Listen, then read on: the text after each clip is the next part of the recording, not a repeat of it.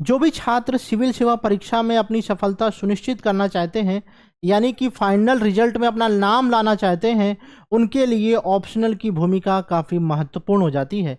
अगर आप अपने ऑप्शनल में 290 प्लस या 300 प्लस स्कोर कर लेते हैं तो ये प्रोबेबिलिटी बन जाती है कि आप फाइनली सेलेक्ट हो सकते हैं और आपकी ड्रीम जॉब यानी कि इंडियन एडमिनिस्ट्रेटिव सर्विस भी मिल सकती है।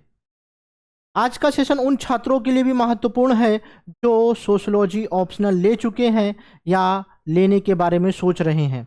आज के सेशन में मैं ये बताऊंगा कि सोशलॉजी ऑप्शनल क्यों चूज करना चाहिए, इसके बेनिफिट क्या हैं, अगर आपने इसको सेलेक्ट कर लिया है तो इसको तैयार कैसे करना चाहिए, कौन कौन से रिसोर्सेज फॉलो करने चाहिए, कब आंसर राइटिंग करनी चाहिए और कैसे आंसर राइटिंग करनी चाहिए।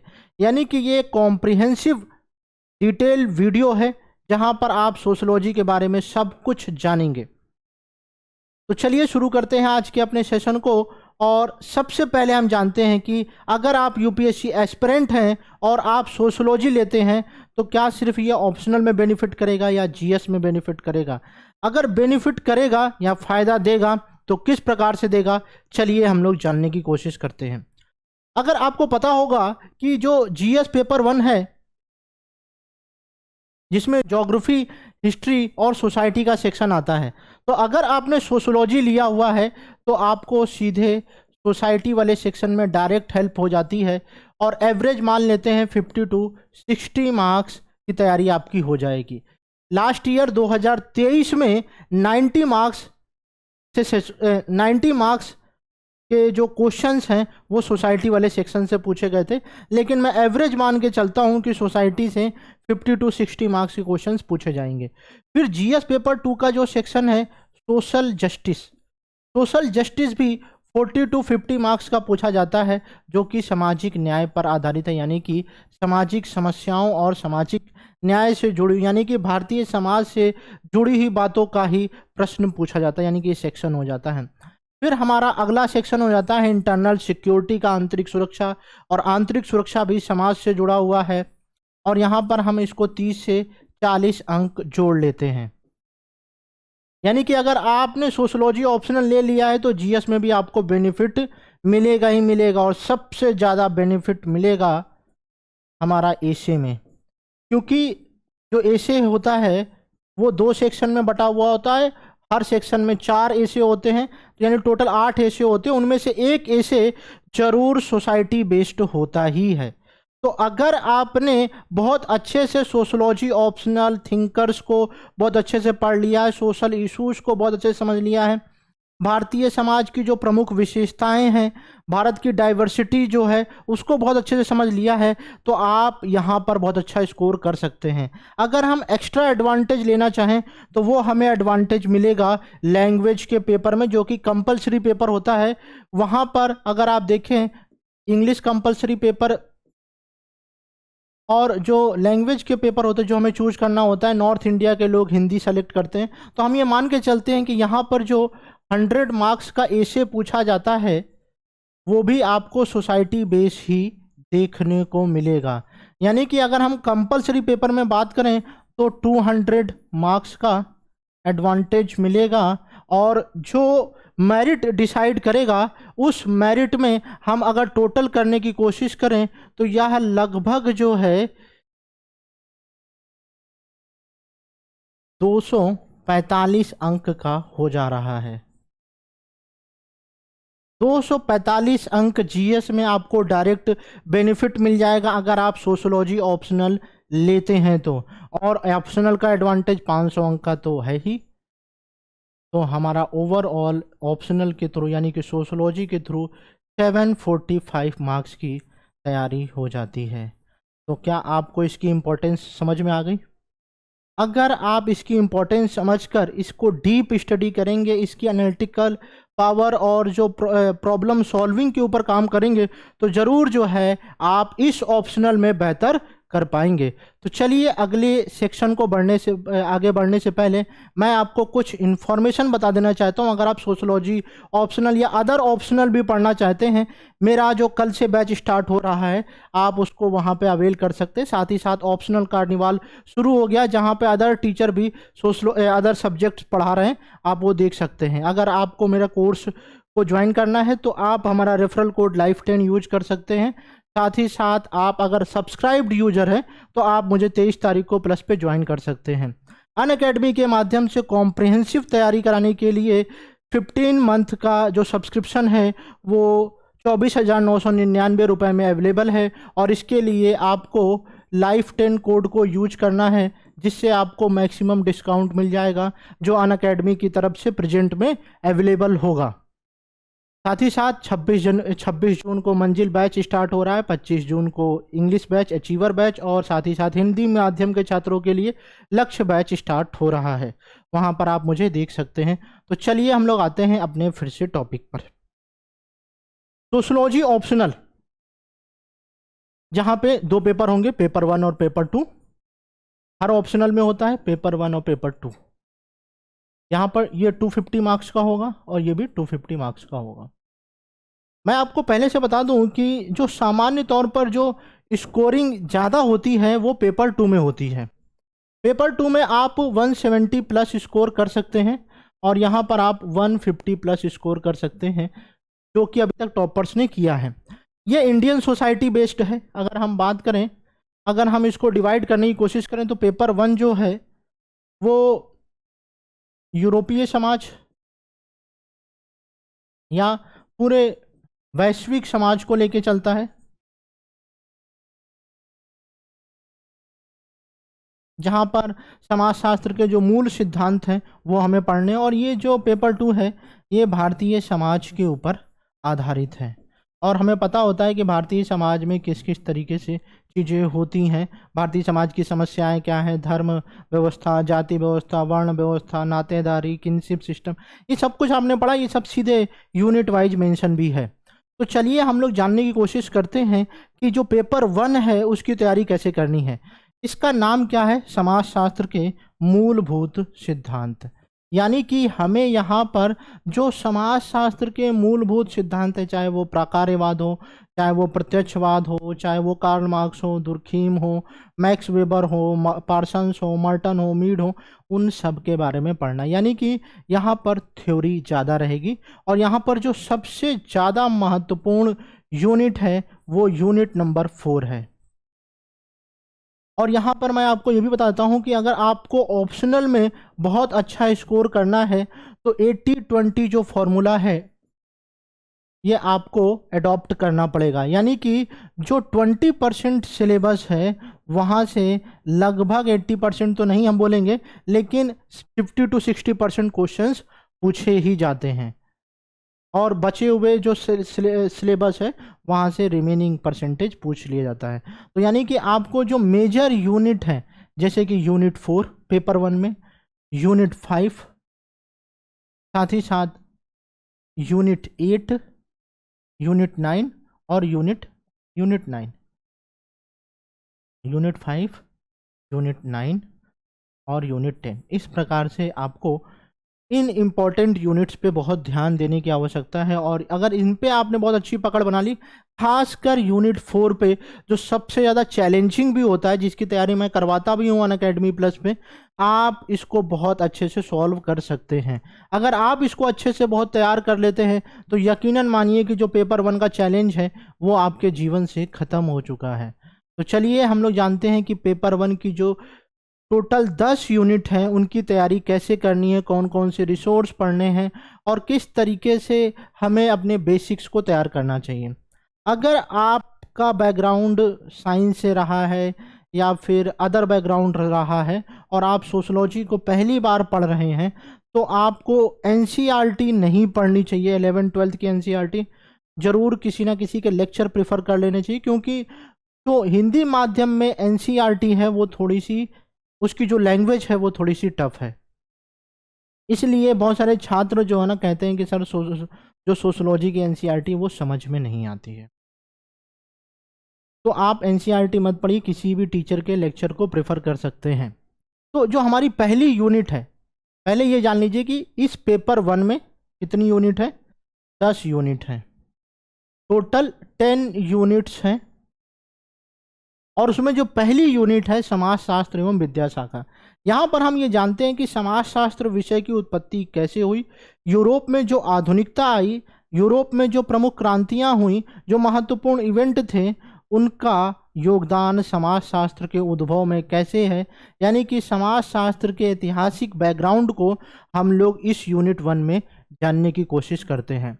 अगर बात करें कि इसको कहाँ से कवर करना है, तो आप ESO 11 जो कि इग्नू की बुक है, आप वहाँ से कवर कर सकते हैं। साथ ही साथ आप मेरे जो नोट्स हैं उनको भी रिफ़र कर सकते हैं, वहाँ से भी आपकी तैयारी हो सकती है। एज ए बिगिनर आप ESO 11 पढ़ सकते हैं और आपको काफ़ी हेल्प हो जाएगी समाजशास्त्र एवं विद्याशाखा। ये बेसिक है सोशोलॉजी का, या फिर कह दीजिए कि ये हिस्टोरिकल बैकग्राउंड है।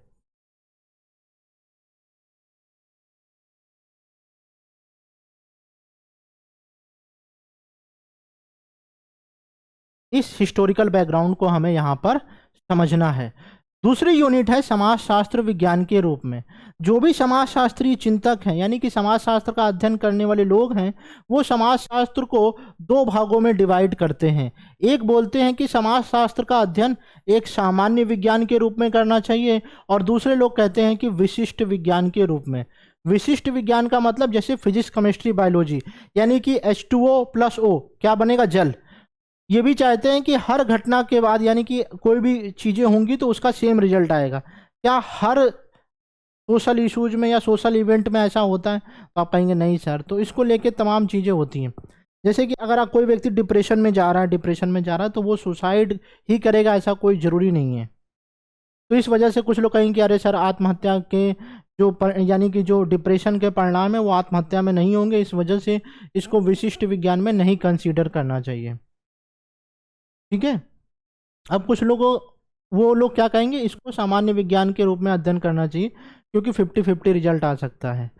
अब जो लोग इसका समर्थन करने वाले हैं विशिष्ट विज्ञान के रूप में, वो क्या कहेंगे कि अगर कोई भी व्यक्ति बहुत एक्सट्रीम लेवल तक प्रताड़ित हो गया है, बहुत फ्रस्ट्रेट हो गया है, तो वो गुस्सा करेगा ही करेगा, बम विस्फोट होगा ही होगा परिवार में या फिर सामाजिक संबंधों में। तो उस वजह से तो कहेंगे कि हाँ भाई, ये विशिष्ट विज्ञान है। तो इसको लेकर तमाम तर्क हैं, उन तर्कों के ऊपर हम लोग बातचीत करेंगे कि किस तरीके से इसको लेके जो स्वरूपात्मक संप्रदाय और समन्वयात्मक संप्रदाय हैं, वो किस तरीके से सोशोलॉजी के अध्ययन को, समाजशास्त्र के अध्ययन को आगे बढ़ाते हैं। तो ये एक यूनिट है जो थोड़ा सा बिगनर के लिए थोड़ा सा टफ हो जाता है, चैलेंजिंग हो जाता है, लेकिन अगर आप मेरी क्लासेस करेंगे तो वहाँ पर आपको चीज़ें आसान होती हुई दिखेंगी। ठीक है। इसके लिए आपको सेम ESO 11 वाली बुक से हो जाएगा। साथ ही साथ आप जो है ना, हमारी बुक को भी रिफ़र कर सकते हैं। और अगर कोई हिंदी माध्यम का छात्र है तो साहित्य पब्लिकेशन की बुक भी देख सकता है, इस चैप्टर को देख सकता है, इस बुक से इस चैप्टर को देख सकता है। ठीक है। तीसरी यूनिट, अनुसंधान पद्धतियां एवं विश्लेषण। इसके लिए एक बुक आती है जो क्या कहते हैं, जो भी रिसर्च करने वाले छात्र होते हैं उनके लिए भी वो बुक रिफ़र कर सकते हैं। जो B.Ed करते हैं उनके लिए भी ये बुक है। तो आप उन बुक्स में से कोई एक बुक को रिफ़र कर सकते हैं। मेरे नोट्स को रिफ़र कर लीजिएगा। और साथ ही साथ अगर आप उत्तराखंड ओपन यूनिवर्सिटी जो है उसका कंटेंट देख सकते हैं, BA सेकेंड ईयर की बुक है, उसको आप देख सकते हैं। वहाँ पर ये डायरेक्ट आपको मिल जाएगा। इस यूनिट को यहाँ से आप कवर कर सकते हैं अगर आप सेल्फ स्टडी कर रहे हैं तो। ये यूनिट जो है ना, जिसमें महत्वपूर्ण 2 टॉपिक हैं, एक है गुणात्मक विधियाँ और दूसरा है मात्रात्मक विधियाँ। इनका अध्ययन ये एग्जाम में सबसे ज़्यादा पूछा जाता है, ये मेजर टॉपिक है, तो इसको हम लोग बहुत अच्छे से पढ़ेंगे आने वाले सेक्शन में। और इसके लिए आपको ज़्यादा कुछ पढ़ने की आवश्यकता नहीं है, आप मेरे नोट्स भी देख सकते हैं और साथ ही साथ ये भी देख सकते हैं। सबसे इम्पोर्टेंट यूनिट 4 की वेरी वेरी मोस्ट इम्पोर्टेंट जो यूनिट है वो है समाजशास्त्री चिंतक। यहाँ पे टोटल 6 चिंतक हैं। इसी को समझने में लोगों को बस कठिनाई होती, ज़्यादा चैलेंजिंग पार्ट अगर है पेपर 1 में या सोशोलॉजी में तो बस यही है। इसके लिए आप बहुत सारी बुक देख सकते हैं, जिसमें से SL दोषी की बुक आप प्रिफर कर लीजिएगा। साथ ही साथ अगर आपको इग्नू का कंटेंट देखना है तो ESO 13 बुक आप देख सकते हैं, जिससे आप जो है ना इस यूनिट 4 की तैयारी कर सकते हैं। और मेरे लेक्चर्स इस यूनिट 4 के लिए काफ़ी फेमस हैं।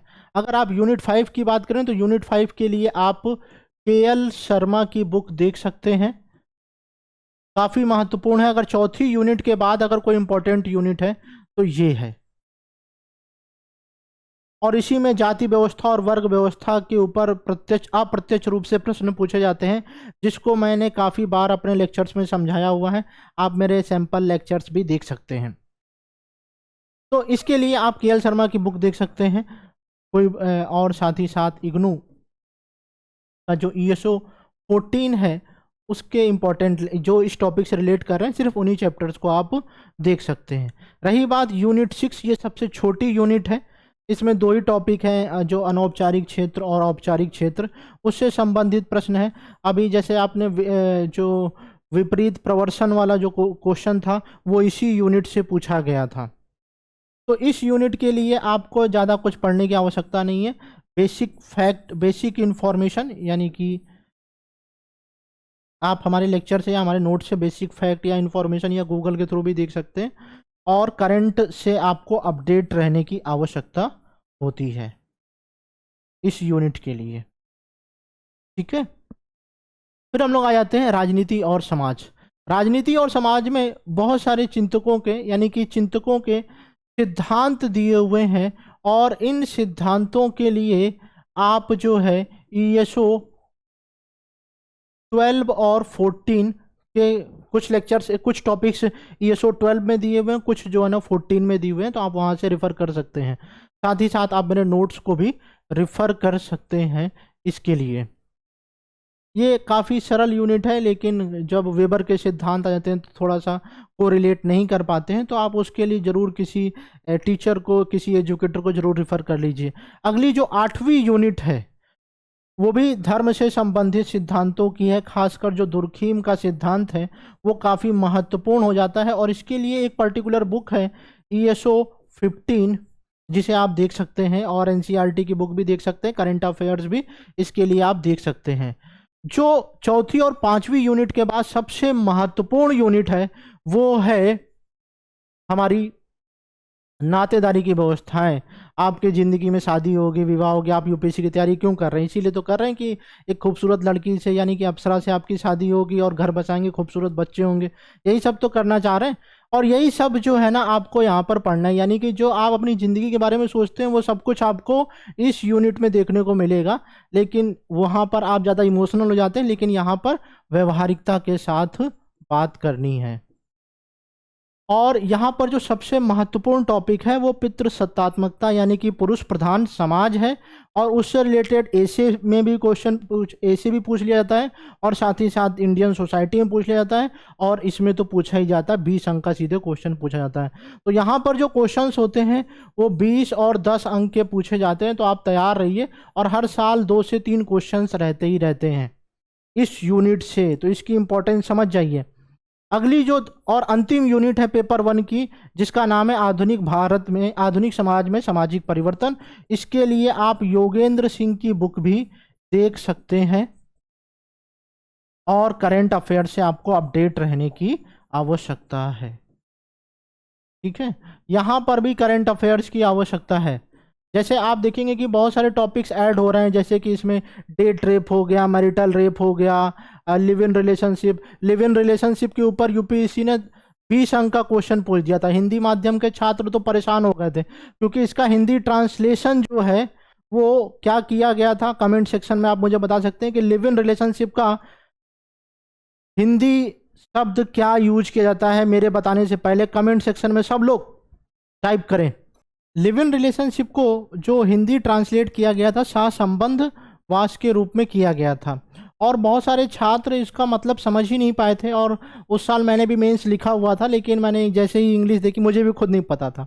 मैं टू बी ऑनेस्ट बताऊं, जिस साल ये क्वेश्चन पूछा गया था। तो आपको इस वजह से इन चीज़ों पे बहुत अच्छे से जानकारी होना चाहिए। आपने देखा है कि सहसंबंध वास को लेकर सुप्रीम कोर्ट ने बहुत सारे जजमेंट भी दिए। उन जजमेंट के ऊपर आपकी एक अच्छी पकड़ होनी चाहिए। फिर जो हमारी अगली यूनिट है, आधुनिक समाज में सामाजिक परिवर्तन, यानी कि जो भी सोशल चेंज हो रहे हैं। जैसे आपने देखा होगा समलैंगिक विवाह भी होने लगे हैं, तो ये एक मेजर चेंज है। जैसे महिलाओं की स्थिति में काफ़ी अच्छा सुधार आया, चाहे शिक्षा के क्षेत्र में, चाहे वो रोजगार के क्षेत्र में। तो हम इन सारी चीज़ों को बेहतर कर सकते हैं। एनसीआरबी की रिपोर्ट के माध्यम से ये पता चला है कि जो सार्वजनिक स्थान पे होने वाले यौन उत्पीड़न है और या फिर कार्यस्थल पे होने वाले यौन उत्पीड़न है, उनमें परिवर्तन आया है, यानी कि उनकी संख्या में कमी आई है। तो ये सारे टॉपिक्स हमारे इस यूनिट के लिए, यानी कि 10वीं यूनिट के लिए महत्वपूर्ण हो जाते हैं। तो इस प्रकार से पेपर 1 का ओवरव्यू है और इस प्रकार से हम लोग पेपर 1 की तैयारी करेंगे। अगर आपको लगता है कोई भी डाउट या क्वेरी है तो आप कमेंट सेक्शन में बेहिचक पूछते रहिए। अब हम लोग का शुरू होता है पेपर 2। पेपर 2 का नाम है भारतीय समाज संरचना और परिवर्तन। इसी प्रकार से टोटल 10 यूनिट्स, 3 यूनिट्स में ये है यूनिट 1, ये है यूनिट 3, इसका नाम ही इसी टॉपिक पर है, और ये है यूनिट 3।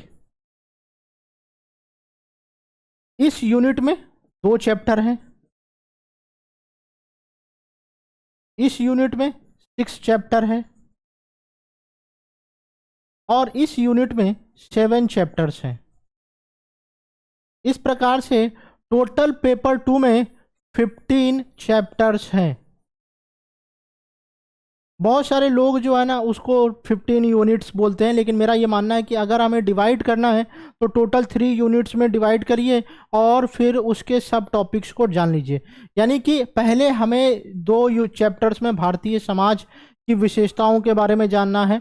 वहीं पर हमें 3 चिंतकों के बारे में भी पढ़ने को मिलेगा, जीएस घुर्रे, एमएन श्रीनिवास और एआर देसाई, जिन्होंने भारतीय समाज में उत्पन्न समस्याओं के ऊपर अपने विचार रखे हुए हैं, भारतीय समाज की विशेषताओं को बताया है, चाहे वो औपनिवेशिक शासनकाल के समय की हो या उसके बाद हुए परिवर्तनों की हो। तो हम लोग यहाँ पर पढ़ेंगे कि भारतीय समाज की विशेषताएं क्या हैं, फिर जो भी प्रमुख संरचनाएं हैं, चाहे वो ग्रामीण व्यवस्था है, चाहे वो कृषि संरचना है, चाहे वो जाति व्यवस्था है, चाहे जनजातीय समाज है, ये संरचना का हिस्सा है। और फिर जो परिवर्तन है, उन परिवर्तनों के बारे में हम टोटल 7 यूनिट के माध्यम से पढ़ेंगे। तो चलिए शुरू करते हैं इस यूनिट के बारे में।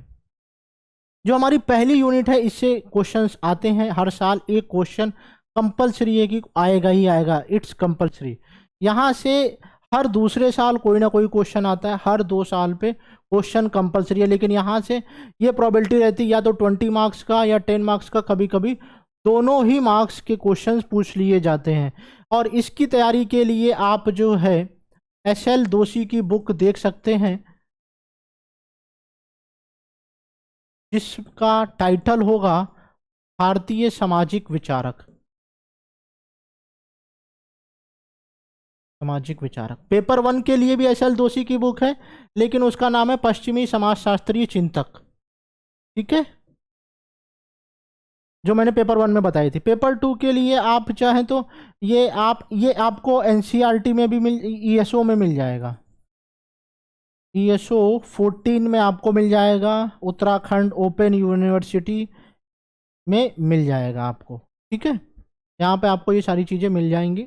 और ये बहुत ही छोटा टॉपिक है और इसको आपने हिस्ट्री में भी पढ़ा होगा, लेकिन इसको सोसाइटी के एस्पेक्ट से काफ़ी पढ़ने की ज़रूरत है। तीसरी यूनिट, यानी कि तीसरा चैप्टर, जहाँ से यूनिट 2 का आगाज हो जाता है, इसके लिए आप चाहें तो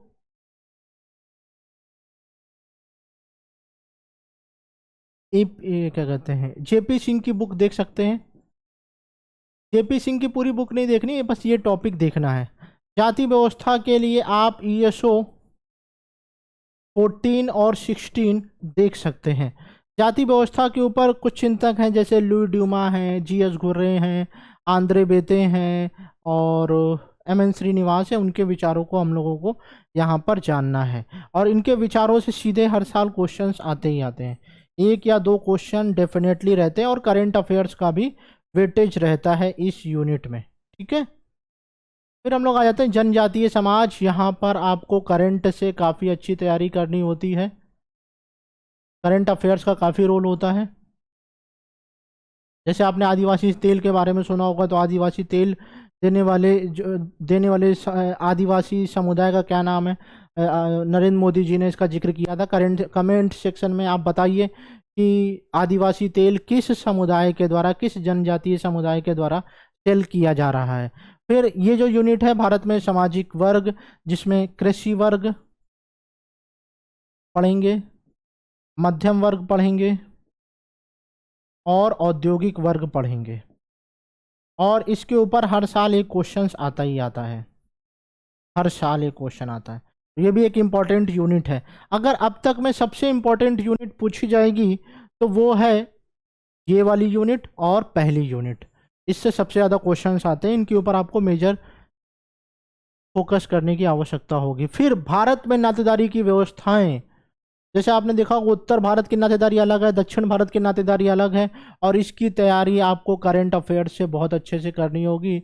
और साथ ही साथ आप मेरे नोट्स जरूर रिफर करिए ताकि आप इसको बहुत अच्छे से प्रिपेयर कर पाएँ। धर्म और समाज भारतीय समाज के संदर्भ में पढ़ना है, ना कि औपनिवेशिक समाज के संदर्भ में, ठीक है।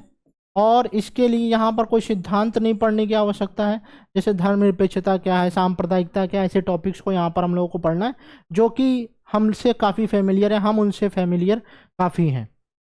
जीएस में भी इसका वेटेज रहेगा ही रहेगा, ठीक है। फिर जो हमारी अगली यूनिट, ये तीसरी यूनिट जिसके अंदर 7 टॉपिक्स हैं, इनको हम लोग पढ़ेंगे। और इसमें सबसे प्रमुख है सामाजिक परिवर्तन की दृष्टियाँ, शिक्षा का महत्व क्या है, कानून का क्या योगदान है, बहुत सारे जो इम्प्लीमेंटेशन किए गए हैं उनकी क्या भूमिका है। ये करंट अफेयर्स वेटेज ज़्यादा हो जाता है और इसकी आप स्पेसिफिकली तैयारी मेरे नोट्स से कर लीजिए। इसके ऊपर मैंने बहुत ही अच्छा डिटेल नोट्स बनाया हुआ है। आप हमारी अनअकैडमी प्लस की क्लासेस में जाकर और डिस्कशन फोरम वाले सेक्शन में या अपडेट वाले सेक्शन से वहाँ पे डाउनलोड भी कर सकते हैं। स्पेशल क्लास भी मैं लेता रहता हूँ समय समय पर, और आप वहाँ से भी अवेल कर सकते हैं। भारत में कृषक, ग्रामीण एवं कृषक रूपांतरण के ऊपर जो तैयारी है वो आप जेपी सिंह की बुक से भी कर सकते हैं। साथ ही साथ आप मेरे नोट्स को भी रिफ़र कर सकते हैं। और यहाँ पर भी करंट अफेयर्स का एडवांटेज होता रहता है, जैसे प्रधानमंत्री फसल बीमा योजना, नई कृषि नीति, इन सारे टॉपिक्स को आप करंट अफेयर्स में डायरेक्ट यहाँ पर इंट्रोड्यूस कर सकते हैं। भारत में औद्योगिकीकरण एवं नगरीकरण, आपने देखा है कि किस तरीके से नगरीकरण और शहरीकरण की वजह से लोगों की जो विलंब से विवाह हो रहा है, तलाक हो रहा है, ये सब शहरीकरण के प्रभाव हैं। शहरीकरण के कारण अगर हम कारण देखेंगे तो पुश फैक्टर इन सारे के बारे में हमको यहाँ पर पढ़ना होगा। राजनीति और समाज, जो वर्तमान भारतीय समाज में, जैसे कि महिला आरक्षण विधेयक है वो इसी टॉपिक में चला जाएगा। महिलाओं की भूमिका राजनीति में किस प्रकार से है, जैसे कि इस बार की जो लोकसभा है उसमें महिला सांसद की क्या भूमिका, इस प्रकार से आपको तमाम टॉपिक जो राजनीति से जुड़े हुए हैं, चाहे वो जिससे भले आदिवासी समाज हो, इस बार के आप कैबिनेट में देखिए कि कोई भी अल्पसंख्यक मुस्लिम नहीं है तो फिर उसके ऊपर भी क्वेश्चन मार्क हो रहा है, तो कहीं ना कहीं वो टॉपिक भी यहीं से रिलेट कर जाएगा। और इसके लिए आपको स्टैटिक यानी कि जो है आप हमारे नोट्स को रिफ़र कर लीजिए, और साथ ही साथ आपको करंट अफेयर से प्रॉपर अपडेट रहने की आवश्यकता है इन सारे यूनिट्स पे, ठीक है। फिर हमारे जो महत्वपूर्ण यूनिट बचेंगी, 3 यूनिट्स बचेंगी। आधुनिक भारत में जो भी आंदोलन हुए, चाहे पर्यावरणीय आंदोलन हो, चाहे वो नृजातीय आंदोलन हो, चाहे वो महिला आंदोलन हो, चाहे वो पिछड़ा वर्ग आंदोलन है, उनके बारे में हम लोग ऐतिहासिक पृष्ठभूमि के साथ वर्तमान में कौन कौन से हुए हैं उनके बारे में बहुत डिटेल जानकारी रखनी है। अब यहाँ पे पॉपुलेशन डायनामिक्स जो है ये आपको काफ़ी, ये जो है ना थोड़ा सा स्टैटिक बेस्ड क्वेश्चन है, जैसे कि अगर महिला मृत्यु दर घट रही है या शिशु मृत्यु दर बढ़ रही है या फिर कुपोषण के लोगों की संख्या बढ़ रही है, ग्लोबल हंगर इंडेक्स आती है, तो उसका इम्पैक्ट आप यहाँ पे उन सारे टॉपिक्स को यहाँ पर देख सकते हैं। अभी क्या कहते हैं कि जो क्या कहते हैं उसकी बात हो रही है, बिहार में जातिगत जनगणना की बात हो रही है, तो वो सारे टॉपिक्स हमको यहाँ से पढ़ लेने हैं। और इसके ऊपर जो डिटेल स्पेशल क्लास है वो आज ही है हमारे अनअकैडमी प्लस पर, स्पेशल है, सभी छात्रों के लिए फ्री है, तो आप उसको ज्वाइन कर सकते हैं 9 बजे। इसी टॉपिक के ऊपर पर्टिकुलर क्लास भी है।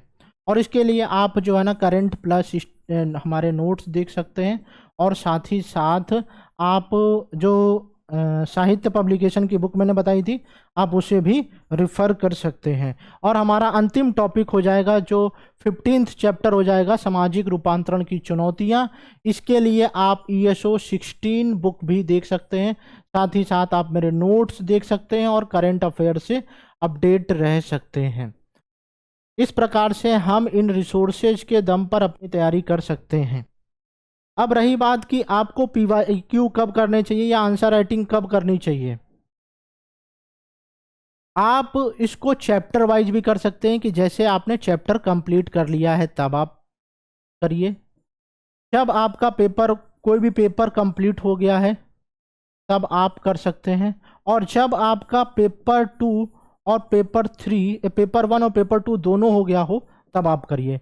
यानी कि एक बार यहाँ कर लीजिए अगर करना है तो, एक बार यहाँ कर लीजिए और एक बार यहाँ कर लीजिए। यानी कि टोटल अगर 3 बार आपने आंसर राइटिंग कर ली तो आपके आंसर्स में यहाँ आते आते इम्प्रूव हो जाएगा, क्योंकि तब तक आप इंटरकनेक्टिविटी अप्रोच ला चुके होंगे। आप सारे टॉपिक्स को एक दूसरे से इंटरकनेक्ट करके लिखना शुरू कर चुके होंगे, और आप 2014 से लेकर 2023 तक के PYQ सॉल्व करिए। और जो भी टीचर्स बता रहे हैं एक्सपेक्टेड टॉपिक्स, उन पे भी आप अपने आंसर्स लिख सकते हैं। जो भी टेस्ट सीरीज अगर आप ज्वाइन करना चाहते हैं या 24 में अटेम्प्ट देना चाहते हैं, मेंस दे रहे हैं, तो उनके लिए भी आपको हेल्प हो जाएगी। इस प्रकार से हम अपने ऑप्शनल को प्रिपेयर करेंगे। अगर आपको लगता है कि कोई भी चीज़ छूट गई है या आपके मन में कोई भी डाउट या क्वेरी है तो आप कमेंट सेक्शन में आप मुझसे पूछ सकते हैं। तो मिलते हैं अगले वीडियो में। Thank you so much. जय हिंद।